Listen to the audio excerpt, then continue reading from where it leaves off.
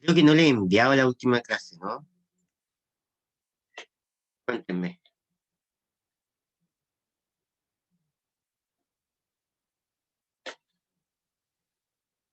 Les envié la última clase. Profe, Ujú. yo tengo necesito preguntarle algo. Con Dígame. el tema del lado virtual, en su ramo, yo no estoy inscrito. Intento inscribirme, pero me sale que no hay como cupo en la matrícula o algo así. Ya, Y no sé de qué forma puedo cómo solucionar eso. ya, perfecto. Voy a ir a meterme ahí entonces, Luis, ¿ya? A ver qué pasa con eso. Yo he mandado, no he mandado nada para allá en todo caso. Así que bueno, por eso necesitaba preguntar si mandé la última clase. Eso es como que, bueno, si no me voy a ir poniendo al día, muchachos. ¿No? Por favor, paciencia, ¿no?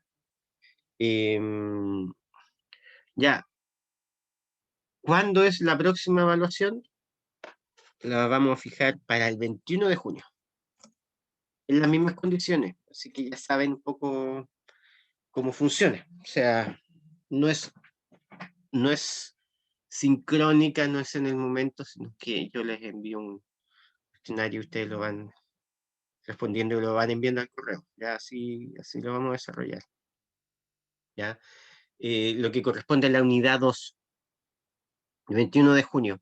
Estoy igualmente en coordinaciones con la otra sección, así que quizás pueda que se modifique, pero en principio, si somos como ajustados a la calendarización, es el 21 de junio. Y lo que hay que ver es el texto de Nietzsche más las clases y el texto de Ferdinand de Saussure, ¿ya? La última clase ahí estuve dándole bien cuáles eran las páginas y que vamos a empezar a ver hoy día, ¿ya? Eso es. Así que eso, dudas, preguntas. Oye, me quiero permitir compartir algo. ¿Estamos claros? 21 de junio, próxima evaluación. Sí, Sí, profe. profe. Ya, súper. Una consulta Dígame. que acaba de entrar. ¿Cómo va a ser la modalidad?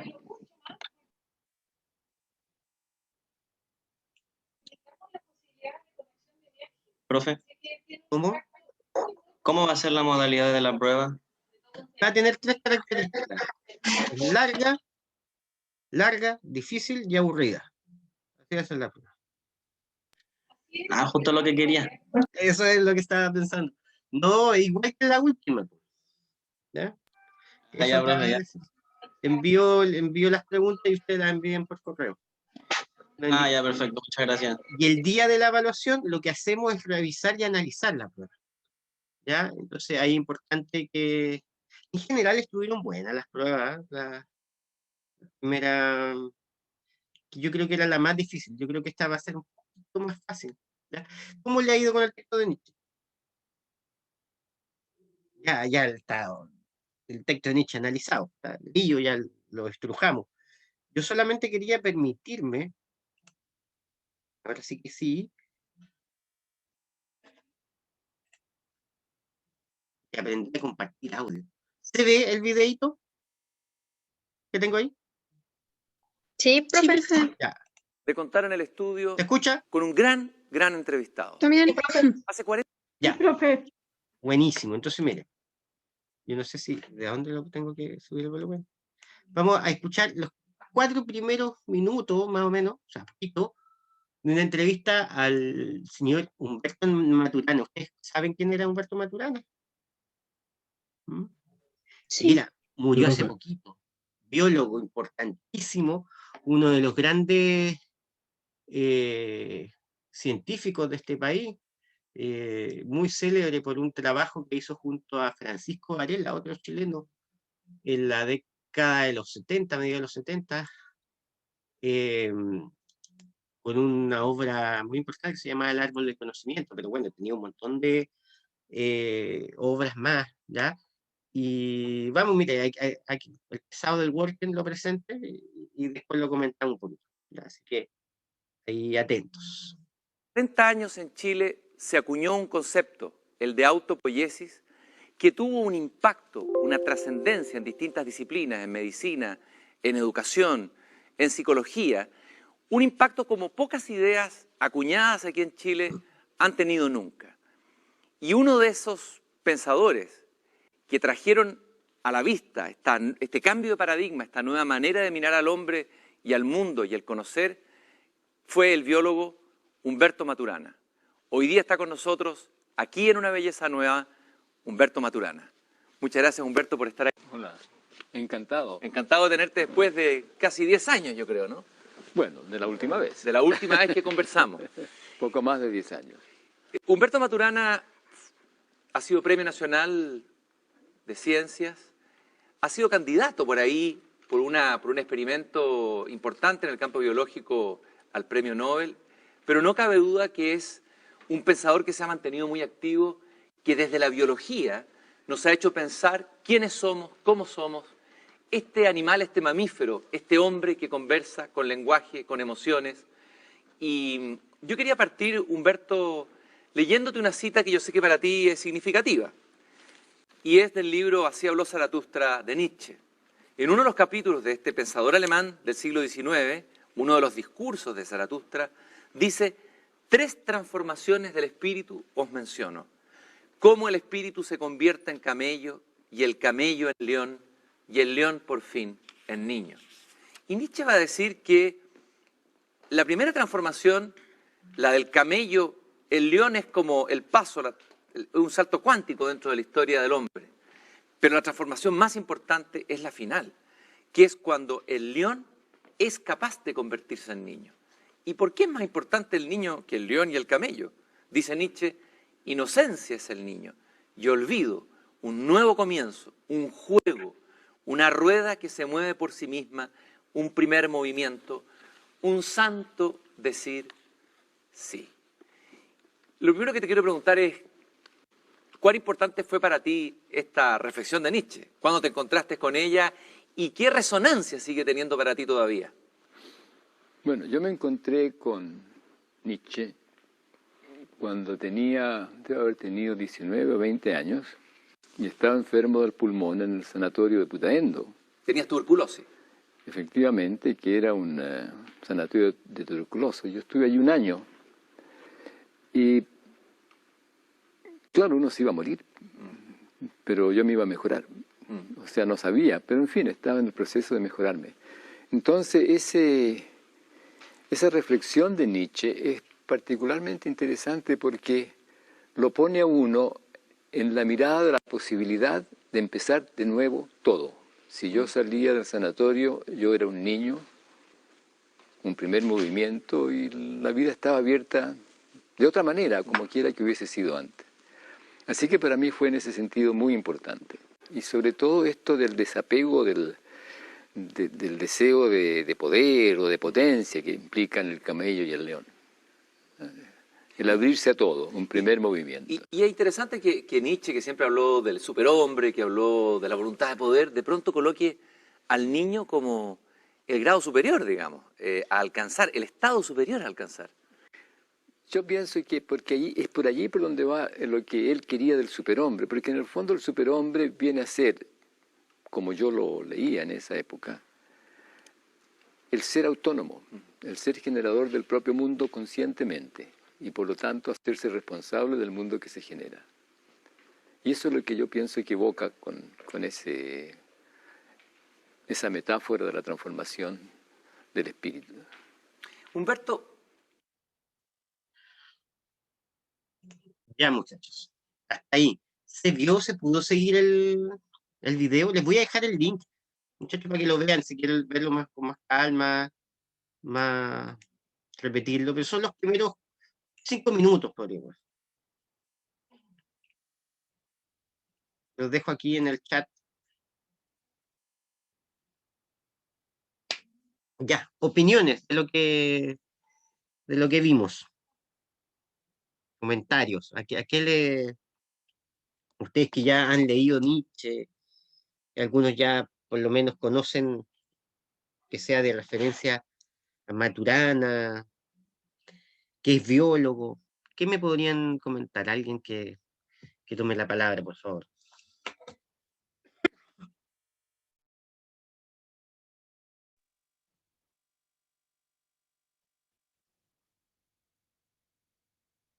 Yo sabía que él murió este año y lo que dice en el video era como lo que sabía de él, que era un biólogo que había ganado un premio y se murió este año por coronavirus, creo. No, se murió viejito, ¿no? Tenía harto año. Pero de lo que dijo, o sea, loco, porque él es biólogo, la biología siempre se ha pensado como una ciencia muy rigurosa, ¿no? Muy científica, podríamos decir, caricaturizando un poco esa figura. Pero él leyó a Nietzsche, ¿ya? Y nótese las palabras que ocupa el Christian Walken. Habla del animal, habla del lenguaje, para presentar a Maturana habla de las emociones, ¿ya? Y cuando se refiere a este pasaje de Nietzsche, de otro libro que nosotros no hemos visto, que es mucho más metafórico, que es el Así habló Zaratustra, habla de estas figuras, estas metáforas de seres que se van superando, donde el niño, ¿ya?, representa un momento importante, un momento alto, ¿ya? ¿Por qué será? ¿Alguien que le haya llamado la atención lo que vimos? Profe, Ujú. yo igual encontré interesante la forma en la que Maturana como atendió esa metáfora, porque cuando le preguntó el entrevistador como por qué sentía que Nietzsche decía que el superhombre era como ser un niño, y él dijo que era porque se hacía como cargo de como de su responsabilidad, de los actos que hacía, como que yo justamente, o sea, no sé si por lo contrario, pero como que yo sentía que era porque un niño igual como que eso lo siente, po. Solo es como muy honesto con su sentir, entonces como que está libre de esas cargas sociales que nosotros tenemos. Entonces igual encontré interesante como la forma en la que Maturana planteó la reflexión de Nietzsche. No sé si se entiende. Sí, absolutamente, muy de acuerdo. Pero, ¿qué será, qué significará hacerse responsable de lo que uno hace? ¿Ya?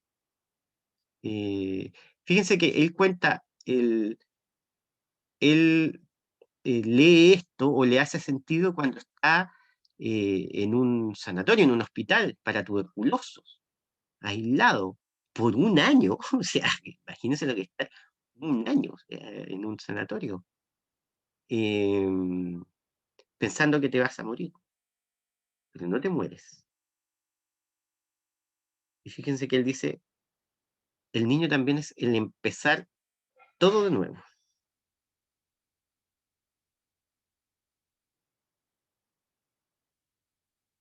No sé si hay ahí más ideas. Piensen ahí con lo que han leído. Hay hartas cosas que se podrían comentar.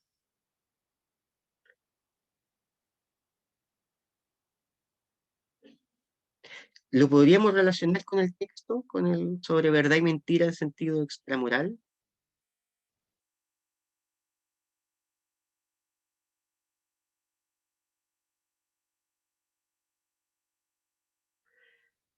¿Tendrá alguna relación? Yo espero que a esta altura hayan leído el texto, muchachos. ¿Mm? Aunque sea con el comienzo, ¿se acuerdan? Estos animales astutos que alguna vez inventaron el conocimiento.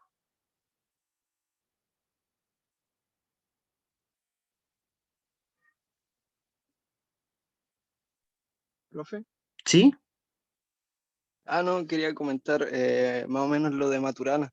Ya. O sea, no es la primera vez que yo trato con él porque tuve la suerte de saber de él el año pasado con la carrera que estaba estudiando. Así que por ese lado ya lo conozco. Y con el tema que ahora estamos viendo, me hacía harto sentido porque Bueno, lo que estaba estudiando yo al menos el año pasado era historia. Entonces lo vi para el ramo de pensamiento decolonial. Entonces lo que pasa es que lo que dice Maturana es que al final la figura del niño rompe con la racionalidad de un mundo que busca suplantar las emociones. En este caso, el niño es como la imagen más pura e inocente de la versión del ser humano. Es un tema súper interesante que ahí va de la mano con la matrística, que si los que no saben también lo trata Maturana y pucha, se los recomiendo, chiquillos, es un tema amplio, complejo, pero muy entretenido, la verdad. Muy bien, Eduardo, muchas gracias. Miren, le hago algunos comentarios ahí como para darle ahí como... el niño, la palabra que nosotros ocupamos para hablar de los niños, o en términos como de la psicología, es la infancia. Ahí lo dejé en el chat. Y la palabra infancia significa, entre otras cosas, el que no puede hablar, el que está, comillas, marginado del mundo del lenguaje. El enfance. El que no puede tomar la palabra. Y es curioso, porque en el caso de lo que plantea Nietzsche, se trata que el niño es aquel sujeto que está obligado a nombrar todo de nuevo. ¿Y por qué está obligado a nombrar todo de nuevo? Porque tiene que hablar a sabiendas de que lo que hace tiene una consecuencia, a hacerse responsable de darle sentido al mundo. ¿Ya? Renuncia a un sentido que estuviera garantizado, por ejemplo, míticamente. Por eso que también Nietzsche es célebre por su figura de la muerte de Dios, que no significa que sea malo, que ande con un cuchillo tratando de matar a Dios. Cuando Nietzsche habla de la muerte de Dios, tiene que ver con renunciar a sentidos trascendentes, sentidos suprasensibles de la historia. ¿Mm? Y por eso ese comienzo del texto que nosotros vimos, que era sobre verdad y mentira en sentido extramoral, lo que hace es darle una realidad material muy pequeña, muy diminuta, muy discreta, si se quiere, a la existencia humana. Unos animales que en determinado momento inventan el conocimiento. Es muy distinto al sentido trascendente que había tomado la modernidad como la razón, como capaz de develar las leyes del universo, o como el sentido medieval que hablaba de que nosotros estamos hechos de imagen y semejanza de Dios y existiría por lo tanto una trascendencia, que tenemos un para qué en el mundo. ¿Mm? Lo que va a decir acá un poco Nietzsche y que Maturana recupera con esta figura de la infancia es que el sentido se tiene que crear, se tiene que construir, y por eso es que está de la mano con su idea de la autopoiesis, de la autoformación, de la autocreación.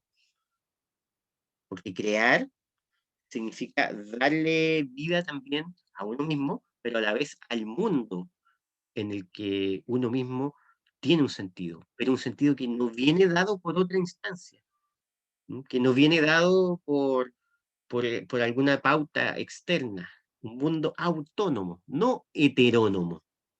La autonomía tiene que ver con eso. ¿Ya?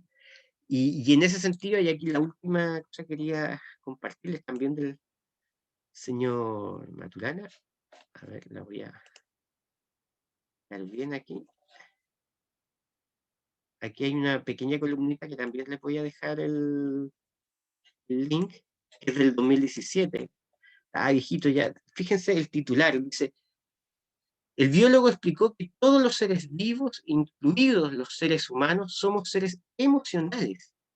los cuales pasamos a ser racionales con la llegada del lenguaje. O sea, lo que hace o lo que pone en movimiento el lenguaje no es la razón. La razón es una derivada, ¿ya? Una consecuencia, un efecto de nuestra emocionalidad. Y nuestra emocionalidad, Nietzsche la va a pensar como una voluntad de poder, ¿ya? Con nuestro querer, ¿ya? Con nuestros deseos, por cierto, con nuestras necesidades. ¿Mm?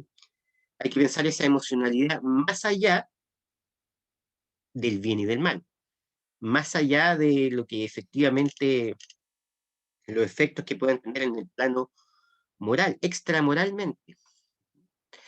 Miren, les voy a dejar esta columnita para que la miren también.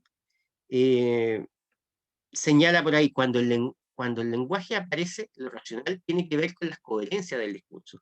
Quizás los seres humanos somos los únicos seres racionales, pero eso tiene un sustento emocional. O sea, en la misma senda que Nietzsche, Maturana pone a la emocionalidad al lado no no necesariamente claro y distinto, ¿ya?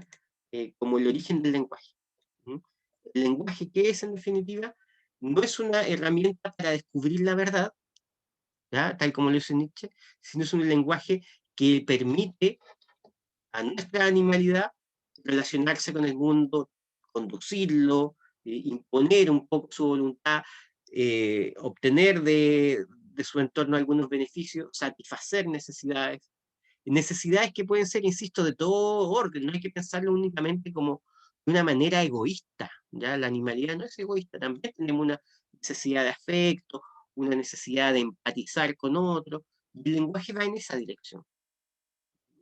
Es una herramienta, ¿ya? Que nos permite llevar la emocionalidad a un lugar más allá. Y a esa herramienta le llamamos la racionalidad y se expresa a través del lenguaje. Bien, simplemente quería mostrarle esta interpretación, esta suerte de codificación que hace Maturana del pensamiento de Nietzsche y que lo lleva al ámbito de la biología, ¿ya? Y que lo lleva al ámbito de la biología del conocimiento, ¿no? O sea, conocer como una herramienta que no es aparte del mundo biológico, ¿ya?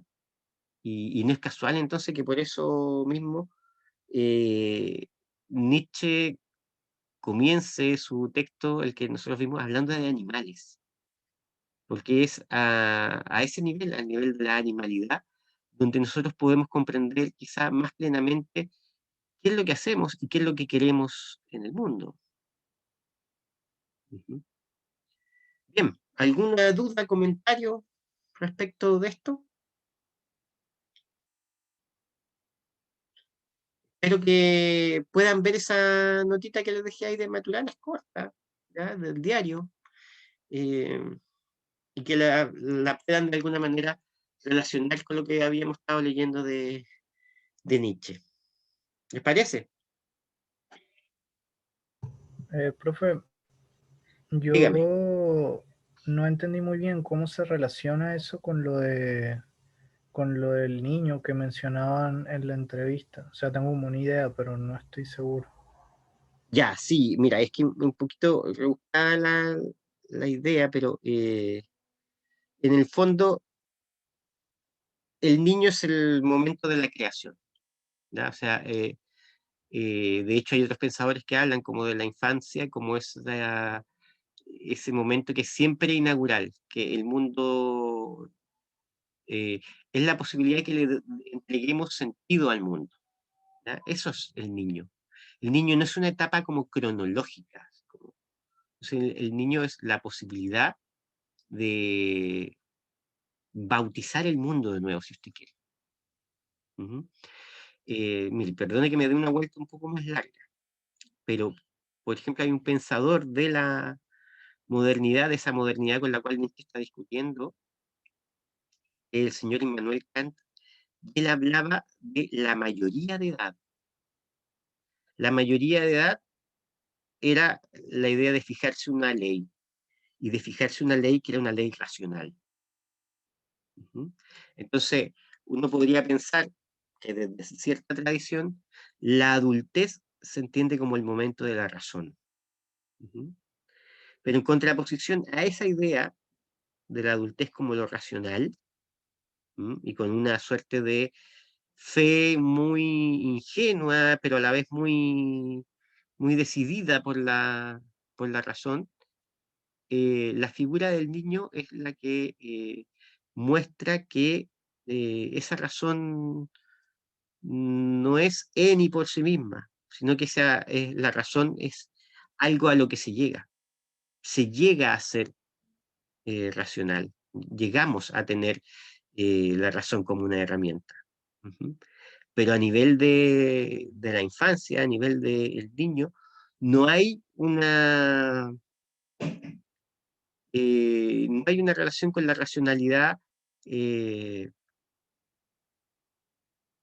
que no esté ya de alguna manera interpretada socialmente. Pongo un ejemplo. ¿Cómo aprende el niño a hablar?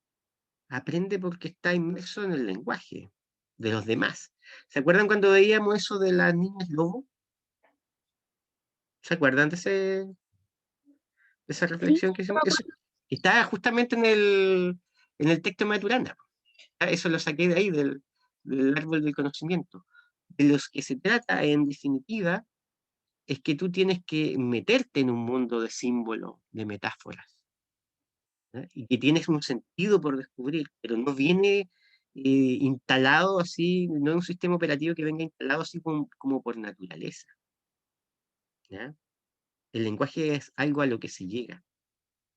Y la niñez significa hacerse cargo de eso, de que siempre podemos transformar el sentido del mundo. Siempre lo podemos ver como algo novedoso, podemos decir de manera diferente.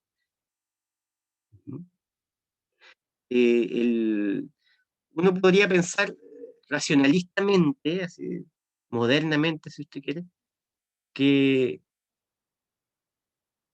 a un niño uno le pasaría, le enseña como a leer, así como a juntar las letras, y uno le pasa un diccionario y aprendería ahí a leer el significado de las palabras, leyéndose el diccionario. Y se lee todo el diccionario, ya, perfecto, ahora ya tengo toda la información y puedo vivir en el mundo. Pero no es así. El niño lo que hace es habitar el mundo e ir recibiendo y absorbiendo los sentidos que habitan en su entorno. Y esos sentidos son cambiantes, eh, van variando con el tiempo, van variando según las culturas, etcétera, etcétera. Por eso la niñez representa eso, un poco la posibilidad de renombrar, de bautizar el mundo siempre de nuevo, sin depender de un mundo de la idea, si usted quiere, como lo hacía Platón, ¿ya? O como lo podía pensar como el naturalismo, sin depender de un mundo de los dioses donde las cosas son así tal como tendrían que ser. No sé, Benjamín, si le respondo ahí un poco la pregunta, más que responderla, profundicé un poco en ella. Sí, está más claro ahora. Gracias, profe. Bueno, entonces, eso respecto de Nietzsche, yo insisto, espero que ya hayan visto el texto, ¿ya? Le hayan dado su par de leídas, por lo menos, y lo podemos discutir igual si es que necesitan como reforzarlo, pero yo por mi parte diría que ya está todo lo que podíamos decir, por lo menos para esta ocasión, sobre ese texto ya está dicho, en cierta medida.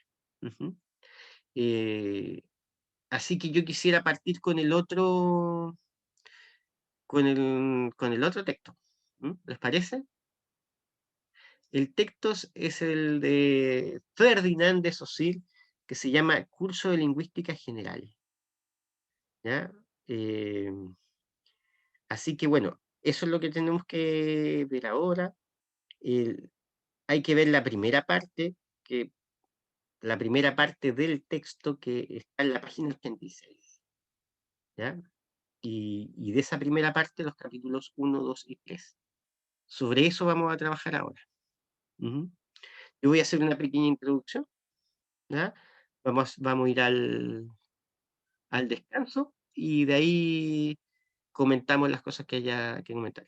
Me interesa, sí, que me confirmen que saben de qué texto estoy hablando. Está en la carpeta, lo envié.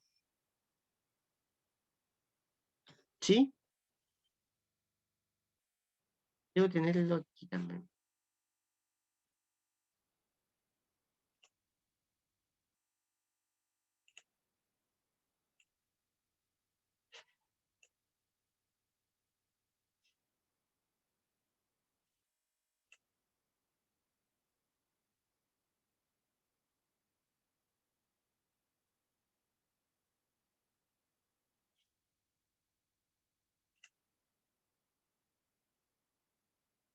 Voy a dejar igual el link aquí en el...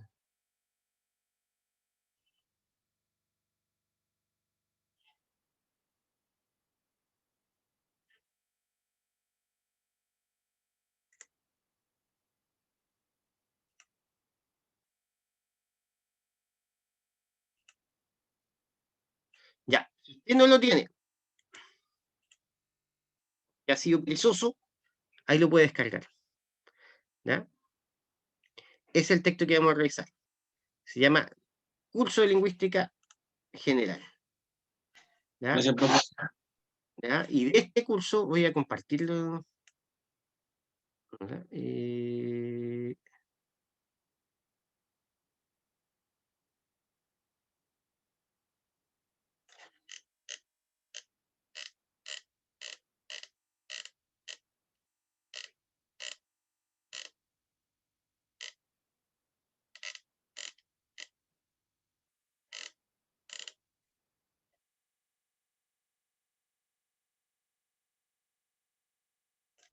Ya, aquí está. Mire, en la página del archivo lo voy a compartir.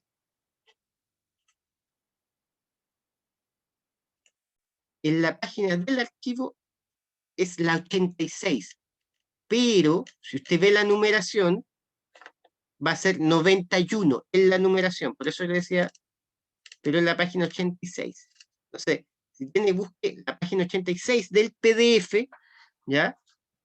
Que corresponde a la página 91 del archivo. ¿Se entiende la diferencia cuando digo archivo? Sí, profe. Ya. Entonces, esto es primera parte, principios generales. Así se llama la primera parte. Capítulo 1, capítulo 2 y capítulo 3. Sale un árbol y un caballito. ¿Ya? Entonces, de ahí hay que leer capítulo 1. Fíjese, el capítulo 1 es cortito.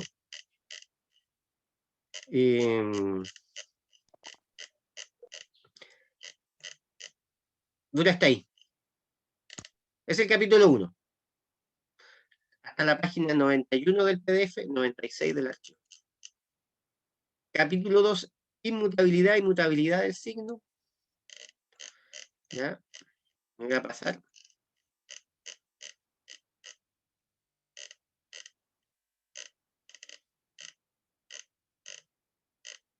Hasta ahí, está la página 99. Y capítulo 3, la lingüística estática y la lingüística evolutiva. ¿Ya?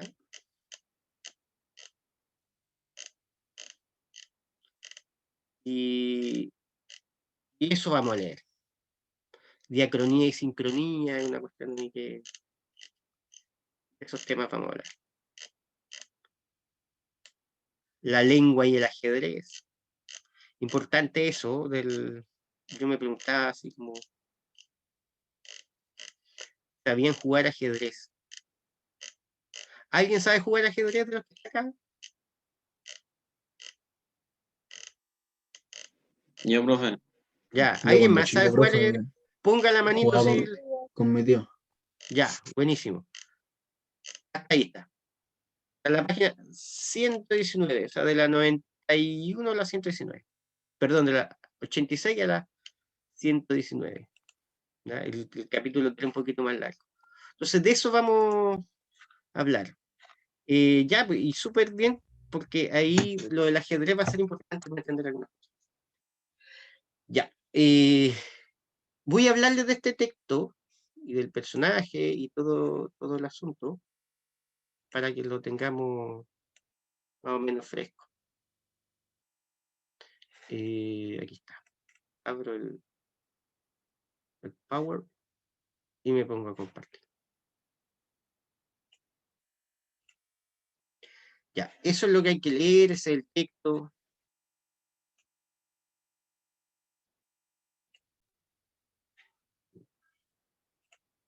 Vamos entonces. Este señor, el señor Ferdinand de Saussure, esa es una U que suena como E, Saussure. Vivió, fíjese, entre 1857 y 1913. ¿Ya? Él era suizo. Fíjense que es un poquito contemporáneo de Nietzsche. Bueno, Nietzsche nace antes, pero muere en el 1900. O sea, hay un momento en que estos personajes son contemporáneos. Y además, este señor Saussure estuvo en Ginebra, vivió en Ginebra. Ginebrino, de hecho. Y Nietzsche en algún momento fue a estudiar para allá.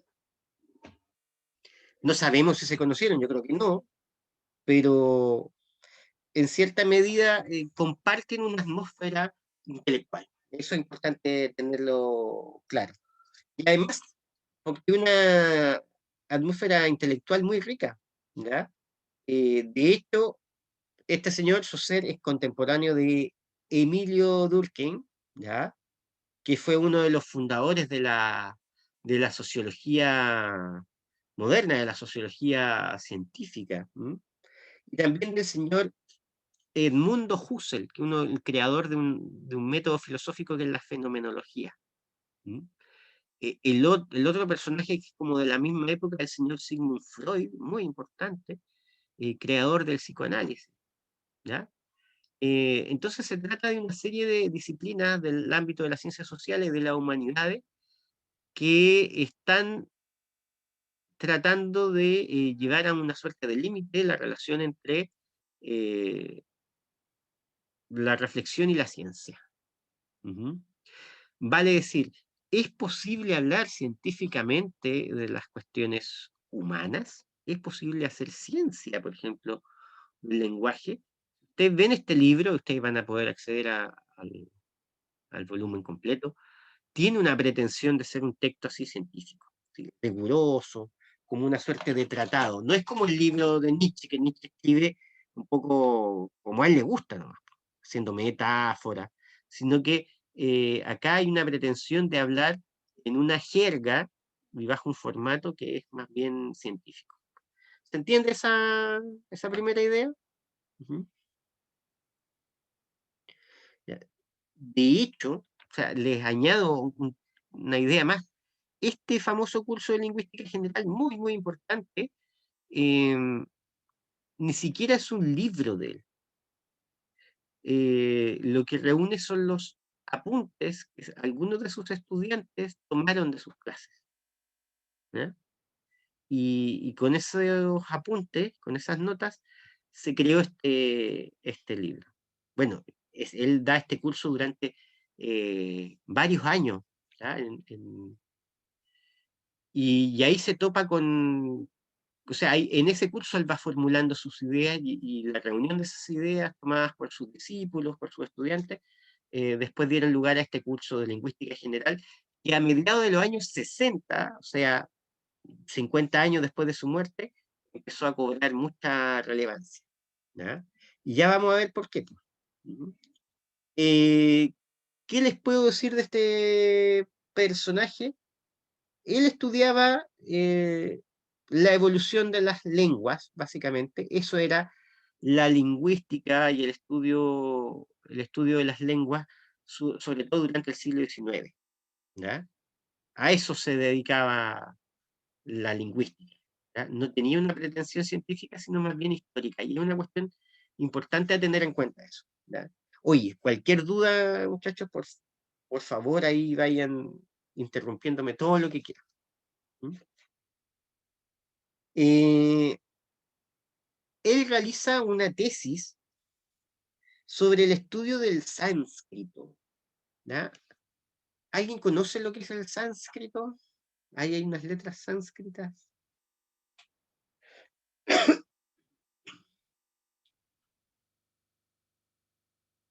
Profe, ¿tiene que ver algo con hebreo o no? No me acuerdo. Es anterior, pero claro, es como de las primeras lenguas escritas de las que se tiene noticia. ¿Como el Mediterráneo? Claro.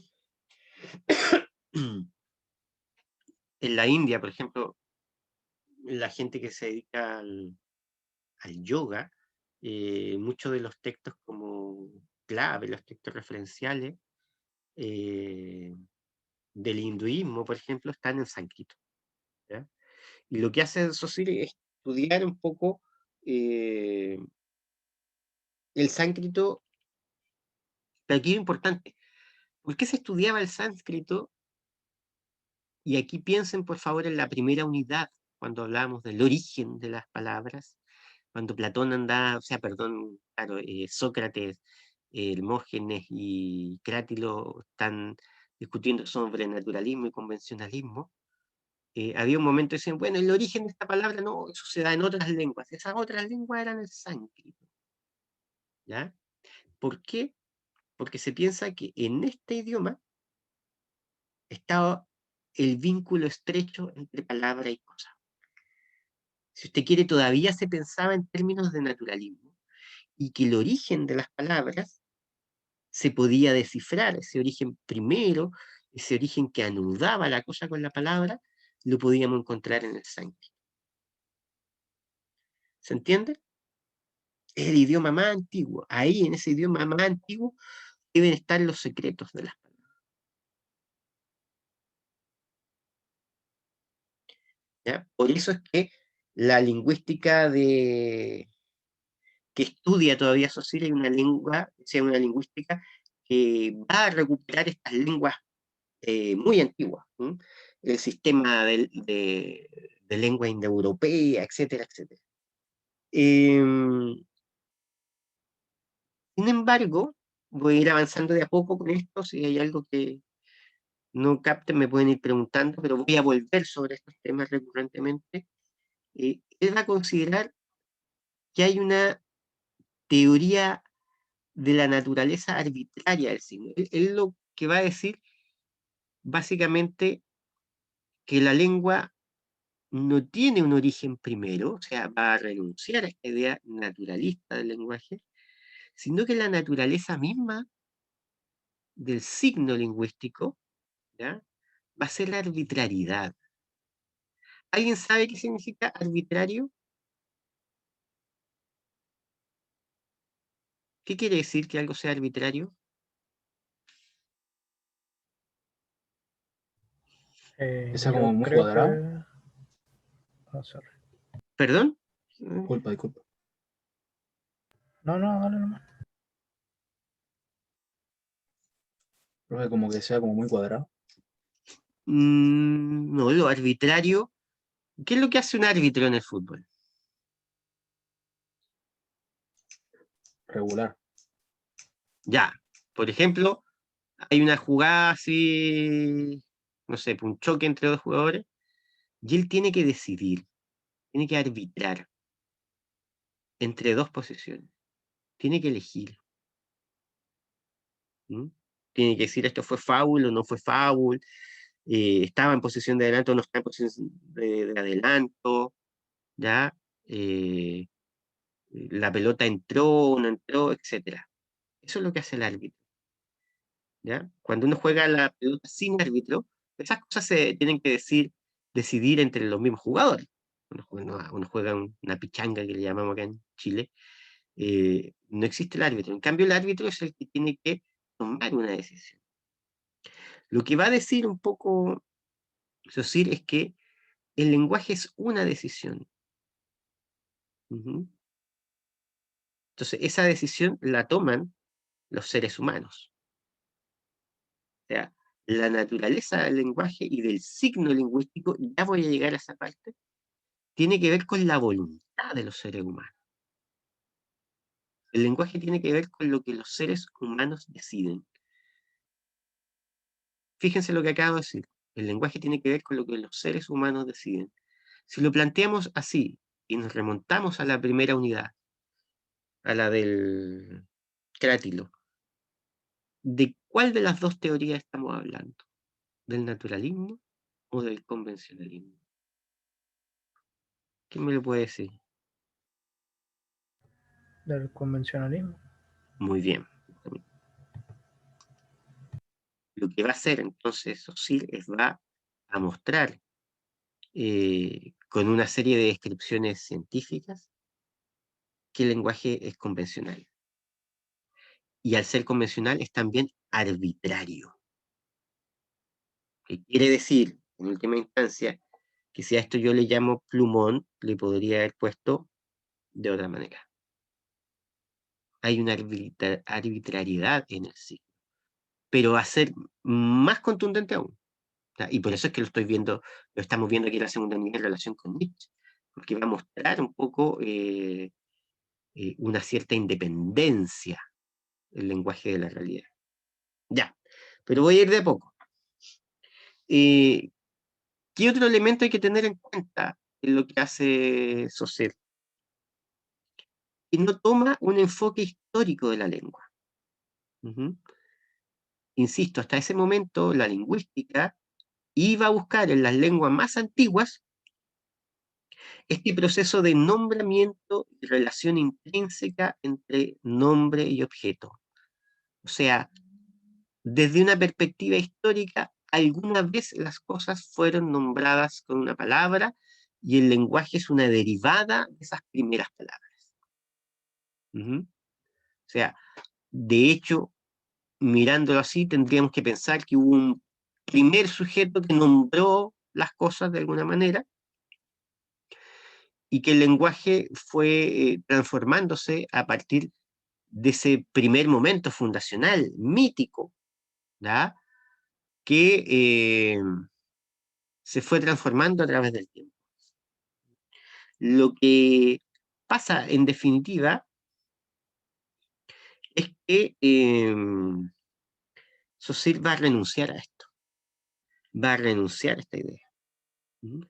Se va a dar cuenta de que el lenguaje, pese a sus transformaciones, no depende de un momento fundacional. ¿Se entiende, muchachos, hasta ahí?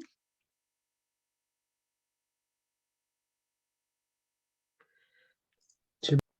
Ya, porque yo lo que espero es que un poco la materia que ya hemos visto les vaya permitiendo como ver esto. No son temas completamente diferentes, como una reedición, una remake de las preguntas que ya vimos con el Cratilo, pero en otro momento de la historia y ahora, por ejemplo, con un enfoque más pretendidamente científico.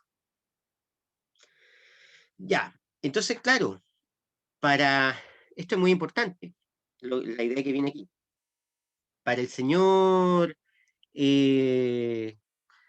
Saussure, hasta ese momento, el lenguaje era visto como una nomenclatura, como un catálogo de nombres. Nombres más o menos acertados.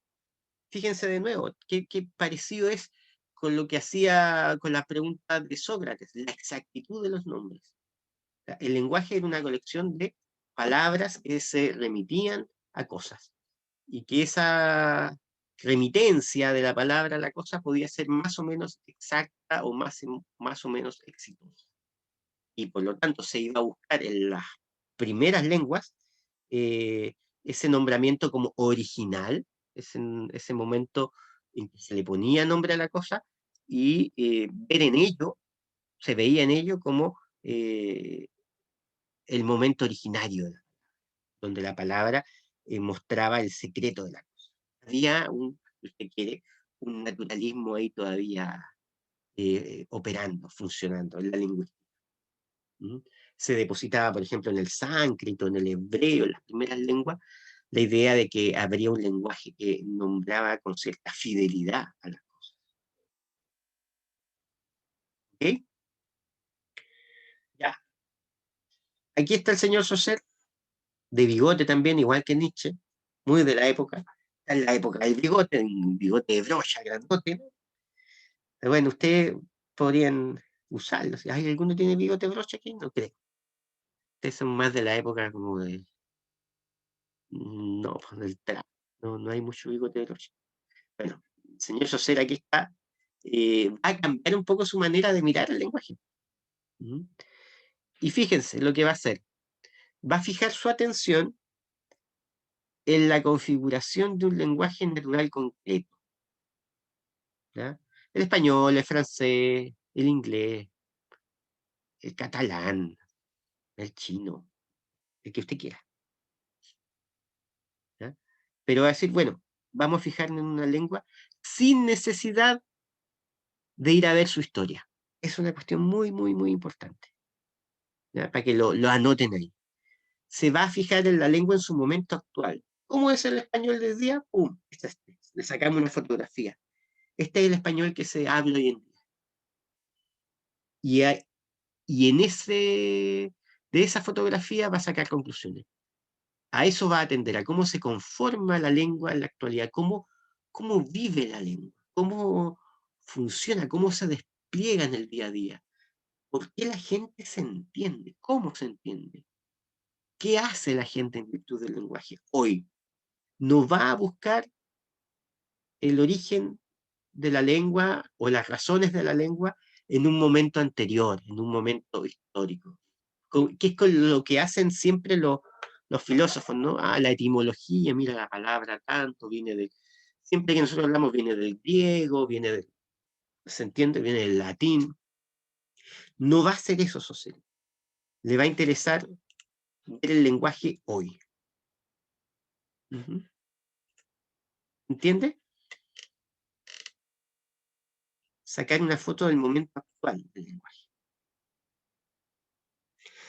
Entonces, aquí va a cobrar protagonismo la relación que existe entre los elementos de una lengua. Y dicho de una manera más, decisiva, entre las palabras, por ejemplo, de una lengua. Hay otros elementos en la lengua, ¿ya? No hablar de palabras, hablar de signos, pero la lengua, un lenguaje X como un idioma, pensémoslo así, como el español, como el francés, como el inglés, como el catalán, decía, como el vasco, el portugués, está compuesta por diferentes elementos. Lo que se va a centrar, Saussure, es en las relaciones entre esos elementos. Insisto, va a buscar el funcionamiento de la lengua, no en un momento anterior, no haciendo su historia, no viendo cuál es la raíz común que comparte con un idioma que le precede, sino más bien cómo se comporta y cómo se organizan los elementos de la lengua en el momento actual, tomándole como una fotografía. Va a señalar entonces que el lenguaje es una estructura donde ningún elemento tiene significado fuera de sus límites. Bien, hago una pausa aquí necesariamente porque estoy creando así como información que es súper relevante. Entonces la quiero destacar. Voy a detenerme en esta última idea que está ahí en el PowerPoint. El lenguaje es una estructura donde ningún elemento, ninguna célula, significa algo fuera de sus límites. ¿Se entiende la idea? Voy a adelantar un ejemplo que después voy a trabajar con más. Si usted a un niño le pasa un peón de ajedrez, el niño puede jugar con ese peón, pero no está jugando al ajedrez. Se lo puede tirar en la cabeza para alguien, puede pensar que un chupete, no se puede hacer alguna cosa con el peón. Pero no está jugando ajedrez. ¿Dónde ese peón cobra sentido como pieza de un juego?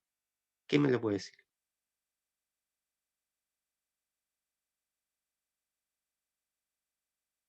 Profe, ¿podría repetirlo? Que no escuché. Supongamos que usted, yo creo que alguna vez lo vieron. Usted tiene un tablero de ajedrez. Y resulta que hay un niño o alguien que no sabe jugar ajedrez. Y puede tomar una de esas piezas y hacer otra cosa. El niño puede jugar a otra cosa, puede jugar, no sé, puede hacer jugar al trompo con ese peón.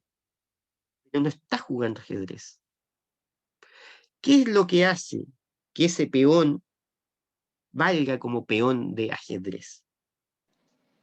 Cuando se pone sobre un tablero de ajedrez y lo usan para eso. Ya.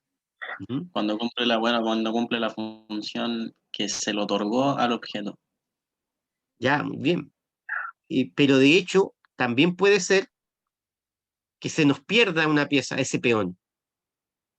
No sé, usted fue a jugar ajedrez a la playa, se volvió y se le quedó ese peón en la arena.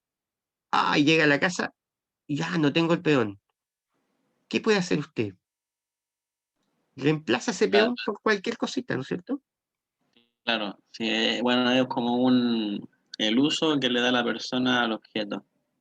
Es un uso que no está dado por el objeto. Entonces, en Claro, el que lenguaje otro ser se lo da.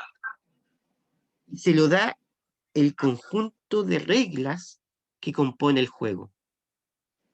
El ajedrez es un juego que tiene una cantidad de cuadrados determinados, ¿cierto? Es un tablero que tiene ciertas dimensiones, con cuadros definidos, con piezas ordenadas de determinada manera, donde cada pieza eh, funciona de acuerdo a cierto rol. El caballo no puede hacer cualquier cosa.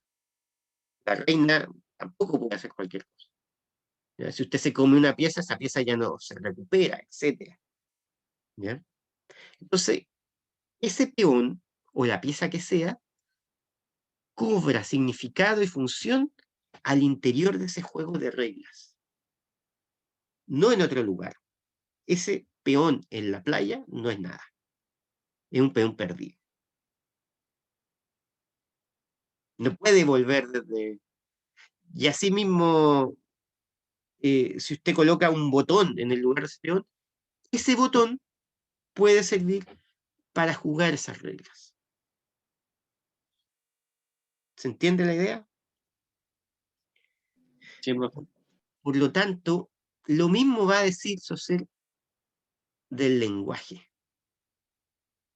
No importa, lo voy a decir muy brutamente primero para dejarlo instalado, después lo vamos a desarrollar de manera más fina. No importa el significado de las palabras.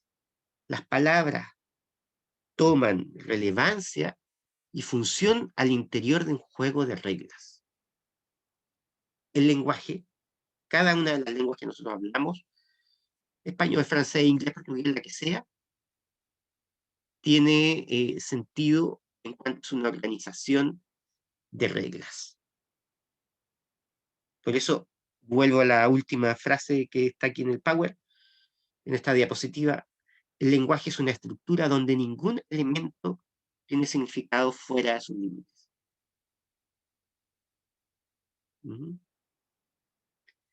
¿Qué es lo que pasa acá, en definitiva?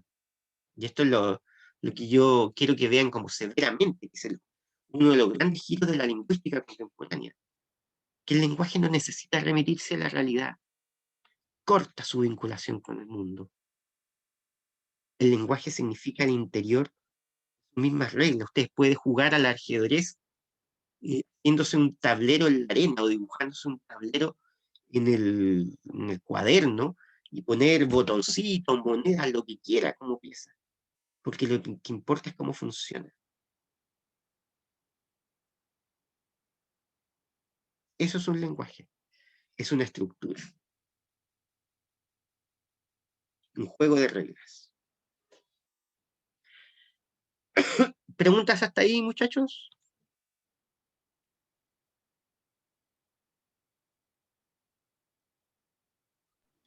Profe, entonces se podría, bueno, como dijo al final, se podría resumir como que el lenguaje es un juego de reglas. Sí, y mire, si quieren, volvemos un poquito a las ideas que habían antes.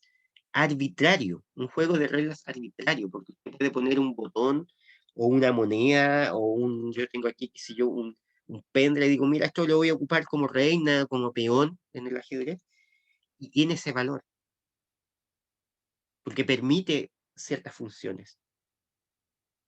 Lo mismo pasa con las palabras. Yo a esto le puedo llamar cat en vez de mouse, y si le llamo cat funciona igual. Si se integra al juego de reglas, va a funcionar igualmente.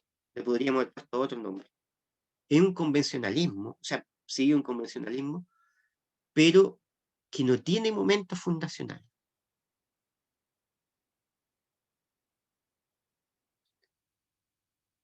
Opera en el sentido de su misma estructura.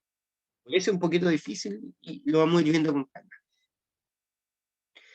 Un juego de reglas, justamente donde cada cosa cobra su función, sus alcances, de acuerdo a las reglas con que se opera. Ya. Aquí la otra idea. Si se fijan, coloqué una fotito del ajedrez. En el lenguaje no hay más que diferencias, va a decir Saussure. Y esta es una idea que, insisto, es muy, muy potente, y que por lo tanto la vamos a examinar con calma. Va a decir, no existen en el lenguaje diferencias, o sea, las diferencias que existen no remiten a ningún término positivo. ¿Qué quiere decir eso? ¿Ya? Cuando hablamos de diferencias sin términos positivos, es que nosotros supiéramos muy bien que es una cosa, muy bien que es esta otra cosa, y que dijéramos, por ejemplo, no sé, el perro no es un lobo. Tirando un ejemplo muy al aire.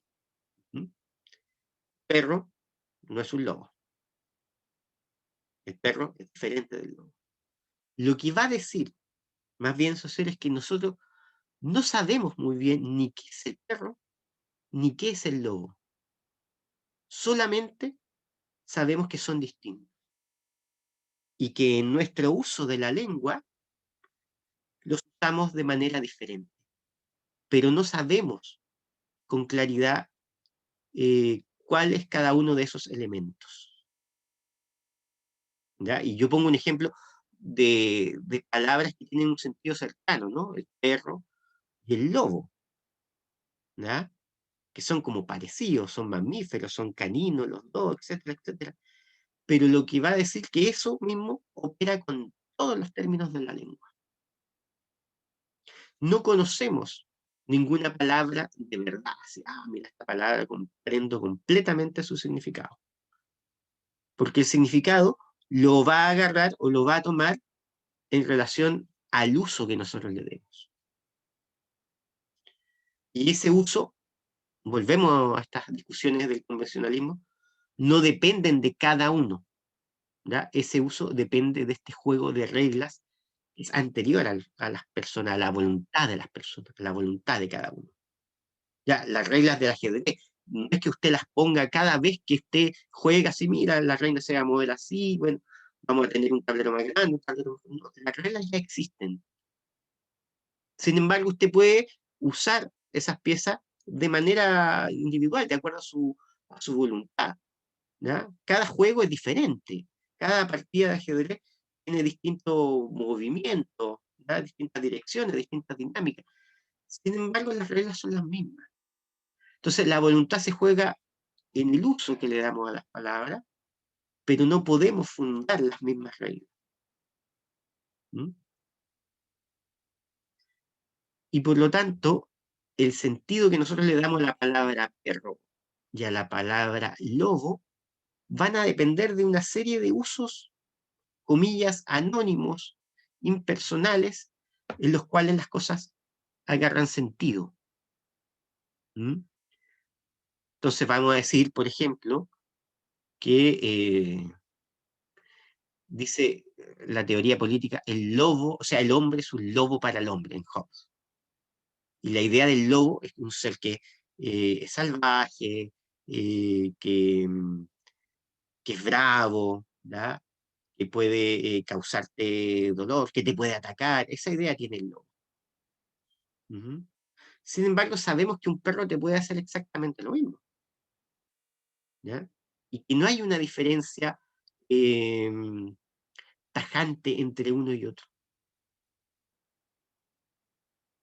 ¿ya? No se trata necesariamente de especies distintas. ¿Mm? Pero en el uso, nosotros vamos agarrando esas diferencias. Y podemos decir que el perro es el mejor, y es el animal que es el mejor amigo del hombre. Podemos decir eso. Y vamos comprendiendo al perro en ese sentido. Y ahí sí se nos hace diferencia del lobo. Pero no porque sepamos que cada uno es algo diferente, así ontológicamente diferente, sino porque efectivamente en el uso que le vamos dando y los significados semánticos, funcionales que le vamos dando, van señalando diferencias. ¿Se entiende esta primera idea de que en el lenguaje existen diferencias sin términos positivos? Es un poquito difícil, ¿ya? Es un poquitín difícil porque nosotros pensamos la diferencia como diferente, una cosa que conocemos de otra. Ujú. Pero aquí no. La diferencia es la que te da, la diferencia es la que te da el sentido de algo. Ujú.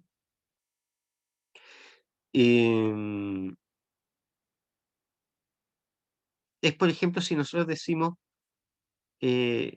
defina extranjero. ¿Qué significa extranjero? ¿Quién me lo puede decir? ¿Como alguien de afuera? ¿De fuera de dónde? De un límite territorial, un territorio. Ya.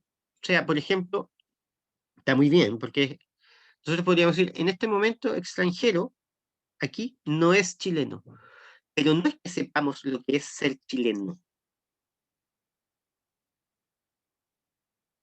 sino que sabemos que el extranjero no es chileno.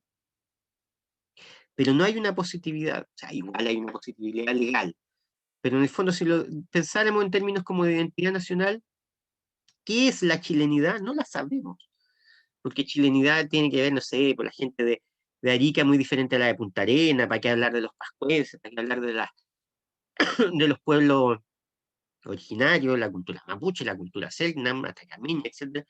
Y una mila de influencias. Todo eso forma la chilenidad. No sabemos muy bien qué es la chilenidad. Ah, pero basta que venga alguien de fuera y decimos, ah, ese no es chileno. Pero no es porque sepamos positivamente que es chileno. ¿Ya? Sabemos los límites. Simplemente. Ah, no es nacido en el territorio, no sé, etcétera, etcétera. Lo mismo pasa con todas las lenguas. Ujú. Cada palabra no la sabemos, sino que la sabemos porque se diferencia de otra. Sabemos lo que es perro, porque es diferente del lobo, porque es diferente del gato, porque es diferente no sé, pues del lobo marino, etcétera, etcétera, etcétera. Porque conocemos las diferencias. Eso es lo que percibimos. Pero no conocemos la consistencia de la cosa en sí. Entonces, los propios términos o elementos del lenguaje son producto de ese juego de diferencias. Todo lo que nosotros creemos saber de una palabra, de un sustantivo, de un adjetivo, es producto de ese juego de diferencias. Ujú. Acuérdense del texto de Nietzsche cuando decía, mira, ese hombre es honrado. ¿Por qué ha actuado honradamente? Por la honradez. En el fondo no sabemos lo que queremos decir, pero sí sabemos que se diferencia de otras cosas. Es honrado porque no es deshonrado. Es honesto porque no es deshonesto. Eso es lo que sabemos. No tenemos un conocimiento incluso semántico, de contenido, de significado claro de las palabras. lo que sabemos, más bien, es que es cómo se diferencia de otras. Ujú. Fíjense, así aprenden los niños, y por eso esta idea de la infancia también la trajimos a relación hoy. Porque, ¿cómo usted le enseña las cosas a los niños? Bonito, feo. Dice, ah, ya, mira, este es bonito, este es feo. ¿No? Este es lindo, este no. ¿Mm? Ese es bueno. No, eso no se hace. En pura diferencia. Ese es bueno, si no, eso caca, no toque eso caca. ¿Ya? Esa es la manera con que se empieza a incorporar el lenguaje, como un juego de puras negatividades, de puras diferencias. Ujú. Entonces, no hay nunca esta relación que se buscaba en el sánscrito de la palabra en estrecho vínculo con la cosa, aun cuando fuese convencional, ¿no? Sino lo que hay efectivamente es un juego permanente de diferencia, y por eso no tenemos que ir a buscar el origen de una lengua o cómo funciona la lengua en un tiempo pasado, lo podemos ver ahora, ¿se entiende? Le podemos sacar una fotografía. No existen términos positivos con anterioridad al mismo sistema. Es una cuestión brutal también. Entonces, va a decir Saussure, ¿la lengua o existe como una totalidad o no existe? Si usted quisiera inventar una lengua nueva, lo que tiene que hacer es todo un sistema, implementar todo un sistema de usos del lenguaje completo. Porque no puede hacer surgir una lengua a partir de una palabra. Porque las palabras funcionan como un todo. Lo que hay que entender, como una estructura. Ya, esto se trata en definitiva de una perspectiva sincrónica del lenguaje. ¿Quién sabe lo que significa sincrónica? Esta es una clase sincrónica, por ejemplo. ¿Como en conexión? Ya, significa al mismo tiempo. Cronos era el dios del tiempo. Sincronía significa que están todos en el mismo tiempo. El nado sincronizado, por ejemplo. Una clase sincrónica es que a la misma hora, que por lo demás es una hora arbitraria, pero nos juntamos y aquí tenemos esta clase. Una clase sincrónica en el mismo tiempo. ¿A qué lo va a oponer, Saussure? No a lo asincrónico, sino que lo diacrónico. Lo diacrónico es lo que ha tenido diferentes tiempos. Remite, por lo tanto, a la historia. O sea, qué sé yo, el castellano del siglo XVII es diferente a este. ¿Ya? Y examinar los cambios durante los distintos tiempos, eso sería un examen diacrónico del lenguaje. Eso es lo que está abandonando Saussure. Se va a preocupar de la lengua en su momento sincrónico. En este momento, así, ¡pum!, podemos tomar una fotografía, insisto, y develar en qué estado está esta lengua. Es por eso, y acá vuelvo al ejemplo del ajedrez, que usted, si sabe jugar, a usted yo lo puedo poner a jugar cuando la partida ya se echó a andar. Le digo, ya, a usted le toca a las negras. Y va a mirar y va a ver qué opciones puede decir. Ah, ya, me está amenazando el caballo acá, tengo la torre allí, tengo estas piezas, él no tiene tal pieza. Y no importa en qué momento lo puedo hacer, porque se sincroniza en la medida en que esas reglas se ponen en juego.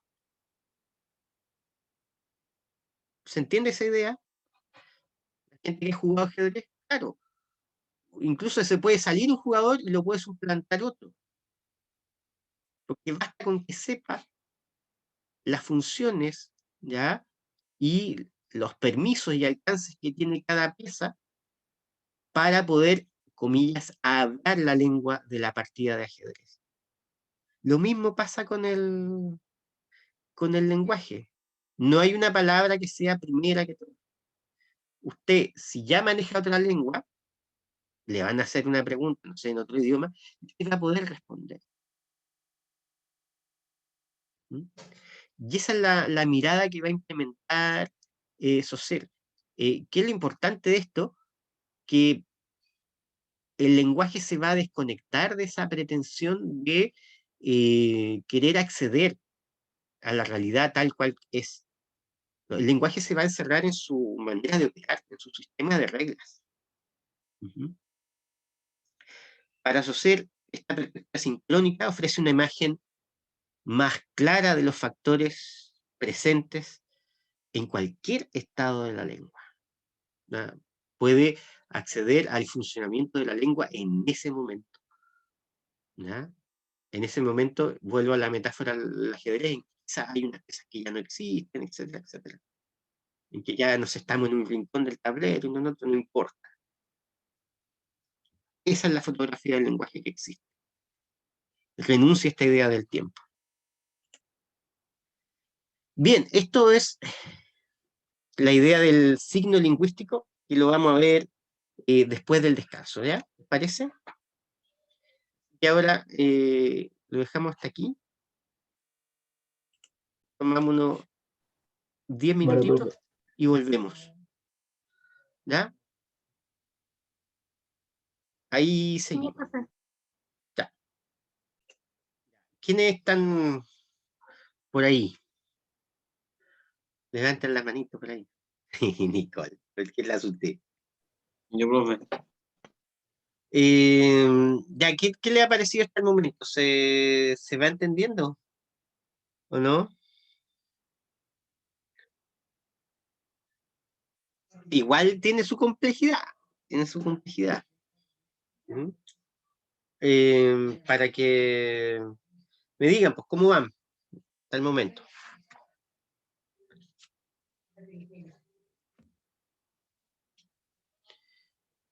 Dudas, comentarios, hay cosas que no le hayan cerrado mucho, que quisieran como revisar o las que quisieran insistir, de lo que hemos visto hasta el momento.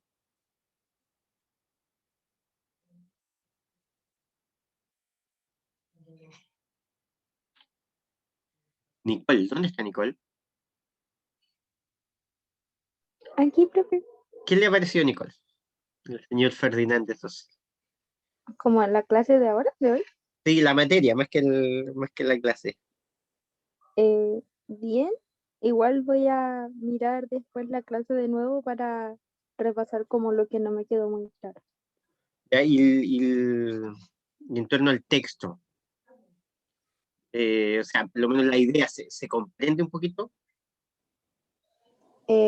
Como lo del texto con lo que usted habló. Sí, no sé si ha podido leer el texto, si no lo ha leído no importa, pero ¿lo ha podido mirar o no? No, uno estaba más enfocada en la tarea de filosofía, perdón. Ah, ya. ¿Y qué están viendo en filosofía? Estamos viendo la ilustración. La ilustración. Ya, el texto de Kant, ¿no? Sí.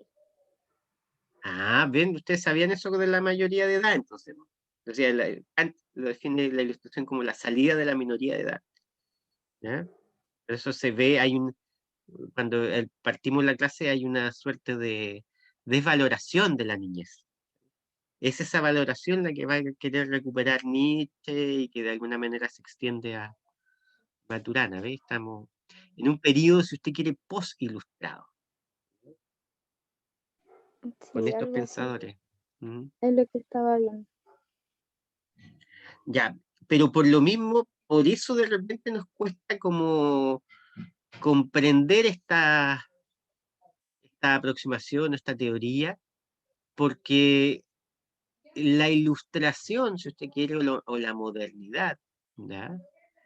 Usted sabe que la ilustración tiene que ver, por ejemplo, con lo que ocurre en el siglo XVIII también, con la manera en que se perciben los pueblos durante el siglo XVIII. Ahí Kant en esa carta está muy pendiente de lo que, de dos grandes acontecimientos, la Revolución Francesa, por una parte, pero también lo que ha sido el desarrollo de la ciencia, sobre todo de la física, ¿ya? De la física de Newton, que le pone leyes al mundo. Entonces, o que de alguna manera cree descubrir las leyes de la naturaleza. Por lo tanto, ese periodo moderno, ilustrado, saber es saber algo. Saber algo así con certeza, con consistencia. El señor Descartes, previo a Kant, hablaba de con claridad y distinción. Y precisamente lo que está mostrando aquí Saussure es que eso no tiene lugar. Que saber una lengua no es saber lo que significan las palabras con claridad, distinción ni con certeza, ¿ya? Sino es saber usarlas. Y ese uso es un juego de diferencias, ¿ya? Es un juego de distinciones permanentes. Lo que sabemos en realidad es que las cosas se diferencian unas de otras, pero no sabemos lo que significa una cosa en sí. ¿Ya? Por eso es un poquito difícil. ¿Mm? Eh, pero por ahí va. Bien, ¿alguien más tiene algún comentario, alguna pregunta? Eh, ¿Algo que señalar? Ujú.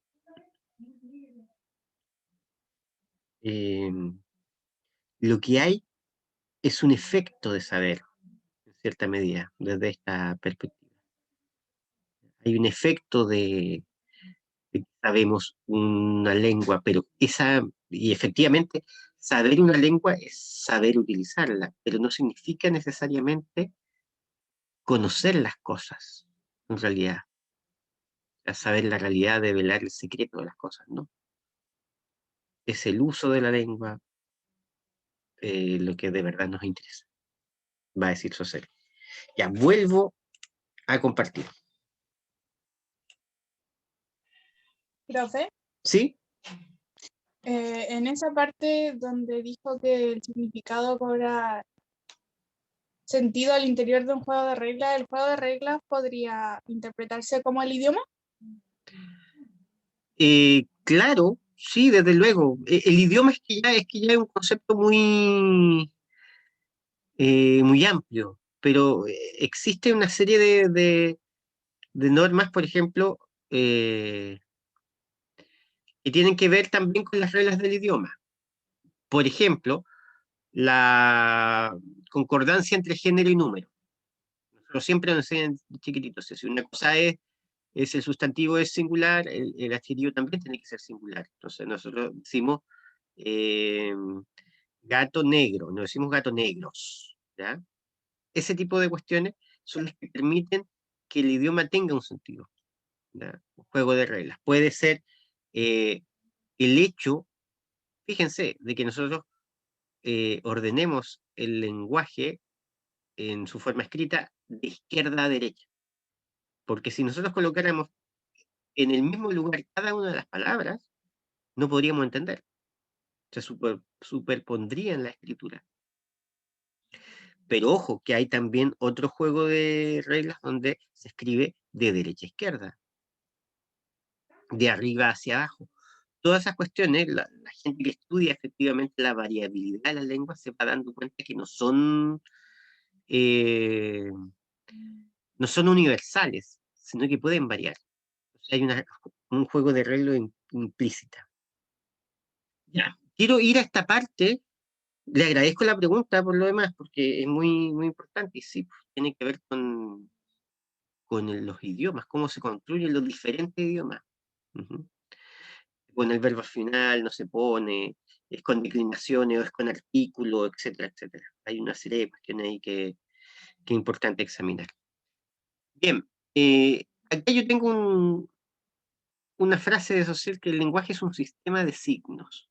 Ya, esto es muy importante porque a partir de Saussure la lingüística va a empezar a hablar de signos y no de palabras. ¿Ya? Él va a decir que la unidad que compone una lengua es el signo lingüístico. Eso, por favor, si tiene dónde anotar, no sé. El signo lingüístico es la unidad de la lengua. ¿De qué está compuesta un lenguaje? De signos. Y a esos signos se les llama signo lingüístico. Y aquí hay una gráfica que ustedes van a encontrar de lo que es el signo lingüístico. El signo lingüístico, fíjense que está compuesto de dos momentos, podríamos decir, ¿ya? El momento del significado y el momento del significante.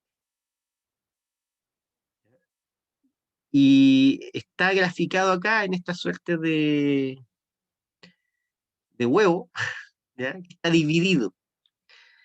En la parte superior de este huevo tenemos el significado, o el ámbito del significado, la esfera del significado, el concepto, si usted quiere.